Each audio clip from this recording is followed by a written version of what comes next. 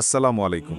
আমরা সবাই জানি পৃথিবীর প্রথম মানব এবং প্রথম নবী ছিলেন হযরত আদম আলাইহি ওয়াসাল্লাম। কিন্তু তার পরের নবী কে ছিলেন? আজকের এই ভিডিওতে আমরা এমনই এক মহান ব্যক্তিত্বের জীবন সম্পর্কে জানব, যিনি শুধু একজন মানুষই ছিলেন না, বরং আল্লাহর পক্ষ থেকে প্রেরিত একজন নবীও ছিলেন। তিনি ছিলেন হযরত আদম আলাইহি ওয়াসাল্লামের সেই সন্তান, যাকে আল্লাহ বিশেষ অনুগ্রহ দান করেছিলেন।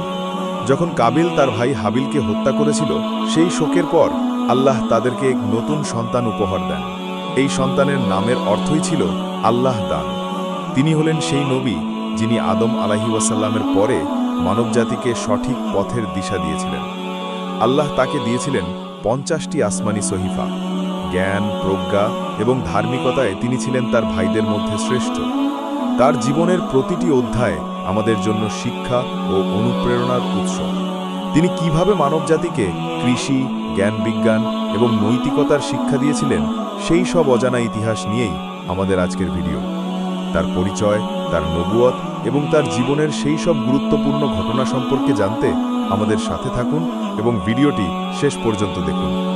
আশা করি আজকের এই ভিডিওটি আপনার জ্ঞানকে আরও সমৃদ্ধ করবে। তো চলুন শুরু করা যাক।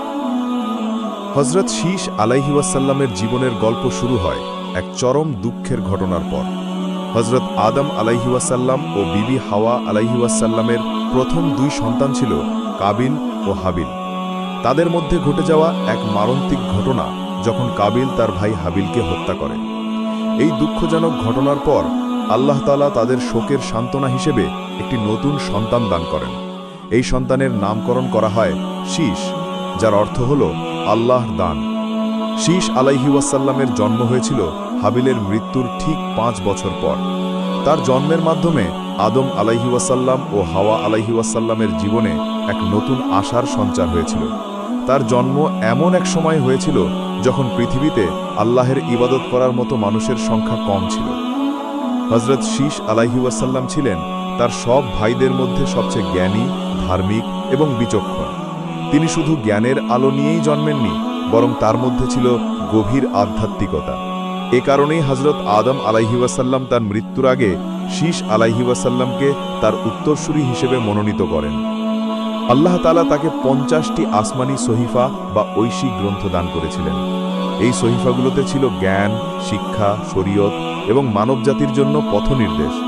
হযরত শীস আলাইহি ওয়াসাল্লামকে এই দায়িত্ব দেওয়া হয়েছিল যেন তিনি মানবজাতিকে সঠিক পথ দেখাতে পারেন এবং এক আল্লাহের ইবাদতের দিকে ফিরিয়ে আনতে পারেন।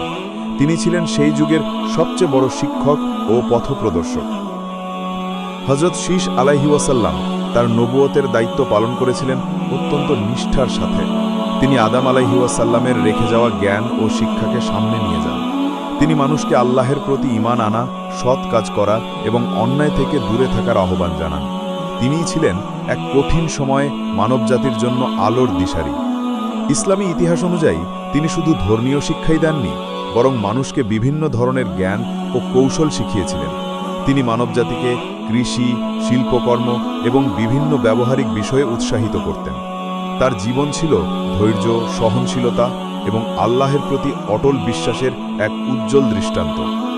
ইসলামী বর্ণনা অনুযায়ী হযরত শীস আলাইহি ওয়াসাল্লাম 912 বছর জীবিত ছিলেন। তিনি তার জীবনের বেশিরভাগ সময় আল্লাহের পথে মানুষকে আহ্বান জানানোর কাজে ব্যয় করেন। তার মৃত্যুর পর তার এই বংশধররাই নবুয়তের ধারাকে এগিয়ে নিয়ে যায়। ইদ্রিস আলাইহি ওয়াসাল্লাম, নূহ আলাইহি ওয়াসাল্লাম থেকে শুরু করে ইব্রাহিম আলাইহি ওয়াসাল্লাম এবং অন্যান্য নবীরাও তার এই বংশ থেকে এসেছেন। এই নবুয়তের ধারা শেষ পর্যন্ত আমাদের প্রিয় নবী হযরত মুহাম্মদ সাল্লাল্লাহু আলাইহি ওয়াসাল্লামের কাছে এসে সমাপ্ত হয়। হযরত শীস আলাইহি ওয়াসাল্লামের জীবন আমাদের শেখায় যে আল্লাহের পথে চলতে হলে আমাদের অবশ্যই জ্ঞান, ধৈর্য এবং বিশ্বাসকে সঙ্গী করতে হবে। তিনি প্রমাণ করে গেছেন যে একজন ব্যক্তি যদি সত্যের পথে থাকে, তবে তার পথপ্রদর্শন এবং দায়িত্ব পালন করার জন্য আল্লাহই যথেষ্ট। ভিডিওটি ভালো লাগলে লাইক করুন, শেয়ার করুন এবং আমাদের চ্যানেলটি সাবস্ক্রাইব করে আমাদের পাশে থাকুন। আপনার মতামত কমেন্ট বক্সে জানাতে ভুলবেন না। ধন্যবাদ।